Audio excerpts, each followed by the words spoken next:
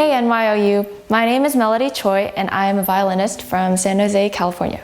I am beyond thrilled this year to be joining the NYO-2 Orchestra. This year, I'm most looking forward to visiting Miami Beach with my friends and also performing at the New World Center. A fun fact about me is that I also enjoy playing the piano alongside the violin, and I also like to make covers of pop songs. Lessons are a very vital part of improvement. It's crazy to think of the amount of progress that can be seen after a couple of lessons. But sometimes it can be very hard to take in every second of your lesson. Fortunately, I brought some tips today on how to make the most out of your lesson. Step number 1 is to prepare. Before your lesson, make sure that you have practiced as much as you can. It's important to have the things that you know you can have done by yourself ready to go. That way, at the lesson, you can ask questions about things that you're unsure about instead of having to waste time on things that you know you can do by yourself. Also, each time you practice, make sure that you're setting a clear goal. For example, you can work only on intonation or only work on one passage that you're having trouble with. Try your best to have that goal completed by the end of your practice session.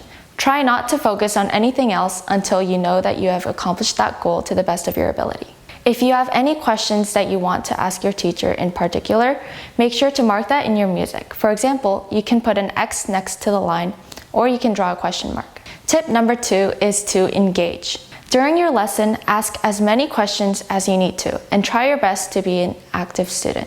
You want to make sure that you've clarified everything you weren't sure about when you were practicing before, so that you can move on in your next practice session. Don't be afraid to ask any questions. You can always ask questions about fingerings, how to phrase certain passages, or even how to practice the run that you just can't complete. Tip number 3 is try keeping a journal. After a lesson, you can write down some key points that your teacher said inside your journal so that you can come back to it later. You can even do this during your practice sessions. When you fix a certain problem, make sure to write it down so that you can always come back to it when you run into the same problem in the future again.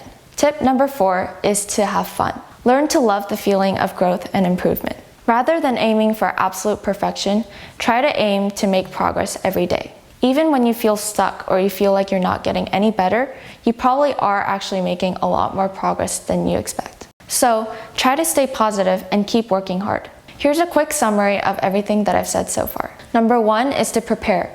Make sure that you've prepared to the best of your ability so that you don't have to waste time during your lesson doing things that you know you can do on your own. Number 2 is to engage.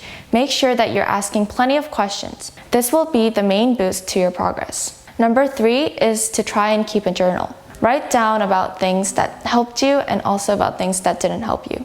This will also help you prepare for the future if you happen to run into similar problems. Number 4 is to enjoy it. Music making is a long process of trial and error and growing. Enjoy the progress that you have made so far and are making currently. Make sure that you're enjoying the learning process and stay patient. Thanks for watching this NYO-U mini masterclass. My name is Melody Choi, and I hope that you found this video to be helpful. If you enjoyed this mini masterclass and would like to see more helpful videos, be sure to subscribe to our channel.